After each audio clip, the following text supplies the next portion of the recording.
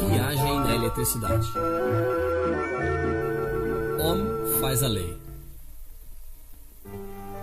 Nós abordamos hoje o degrau superior de nossos altos estudos elétricos. Então, resumamos as coisas para aqueles que não estavam aqui. Assim que, sob uma fonte de tensão U, medida em volts, ligamos uma resistência R, medida em ohms. Passa uma corrente I. Ei, passa uma corrente I, eu disse. Uma corrente I medida em amperes.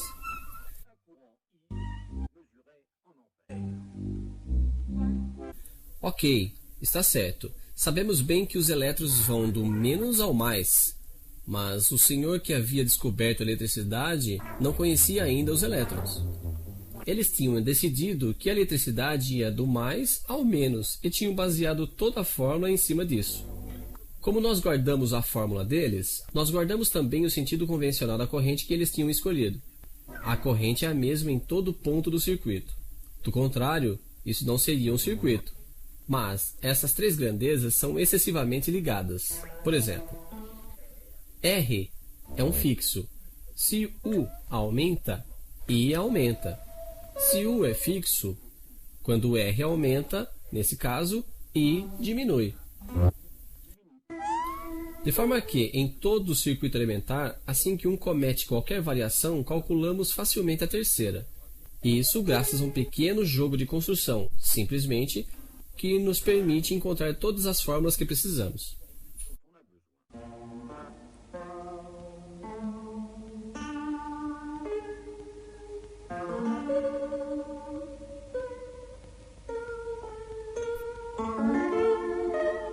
Mas isso é o beabá. Agora uma pequena colocação. Eu tenho um aparelho a transistor que funciona a 6 volts, mas o Sr. Volta tem somente pilhas de 1,5 volts para nos propor. Mas eu sei bem que empilhando 4 pilhas no sentido correto, eu terei meus 6 volts e minhas músicas. Eu fiz o que chamamos uma ligação série. As tensões dos geradores se juntam. Se eu colocasse minhas pilhas dessa forma, nesse caso, as tensões não se juntariam. Isso é o que chamamos de ligação em paralelo ou em derivação. Série ou paralelo são os dois modos de ligar geradores em um circuito. Quanto à resistência, é exatamente igual. Há dois modos de ligá-las, em série ou paralelo. Em série, elas se juntam. Em paralelo, bem, nesse caso veremos. Duas resistências de 6 ohms, por exemplo, colocadas em séries em um circuito, dá um total de 12 ohms. E ainda sob 6 volts, passará uma corrente de meio ampere ou 500 miliamperes, se você preferir. Não vale a pena acordar o Sr. Ampere para saber disso. Por outro lado, se o Sr. Volta vier medir a tensão em nosso circuito, ele encontrará 6 volts daqui até aqui, é evidente. Mas daqui até aqui, ele encontrará somente 3 volts. E os 3 que sobram, ele encontrará daqui até aqui. Moral da história: duas resistências iguais em série dividem a tensão por 2. Isso porque nosso truque continua valendo entre os dois pontos quaisquer de qualquer circuito. E as tensões nos terminais, como as chamamos, das duas resistências iguais, percorridas pela mesma corrente, são, evidentemente, iguais.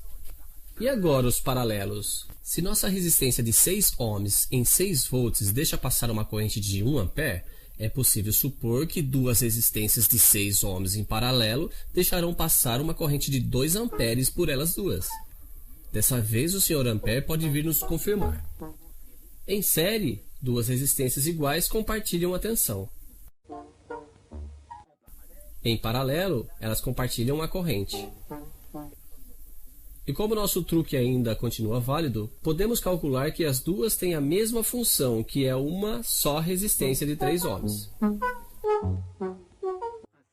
Assim, quando duas resistências iguais são colocadas em série, elas fazem uma resistência total de 2 vezes maior. Colocadas em paralelo, elas fazem uma resistência equivalente de 2 vezes menor. E quando elas não são iguais, o que vocês farão em sua opinião? Você talvez encontre a resposta daqui até a próxima aula.